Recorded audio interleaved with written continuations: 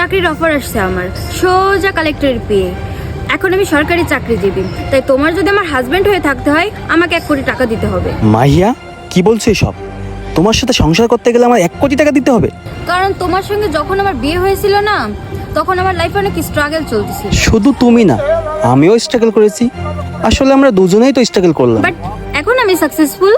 আমার কালেক্টরের সাথে না খুব ভালো পরিচয় হয়ে গেছে। আর তুমি তুমি তো সাধারণ একজন ক্লার্ক। একবার ভাবো তো, তুমি বাইরের মানুষ যদি এটা জানতে পারে যে একজন জেলা অফিসারের পিএর হাজবেন্ড সাধারণ ক্লার্ক, তাহলে আমার মান সম্মানটা কোথায় যাবে? তাহলে তুমি কি চাও আমার কাছ থেকে? আমি চাই, হয় তুমি আমাকে 1 কোটি টাকা দাও, না ডিভোর্স দাও। মাহিয়া, তার থেকে তুমি যদি সরাসরি আমার কাছ থেকে ডিভোর্স চাইতে সেটা ভালো হতো, কিন্তু তুমি আমার কাছ থেকে টাকা কেন চাচ্ছ? তাও আবার 1 কোটি টাকা?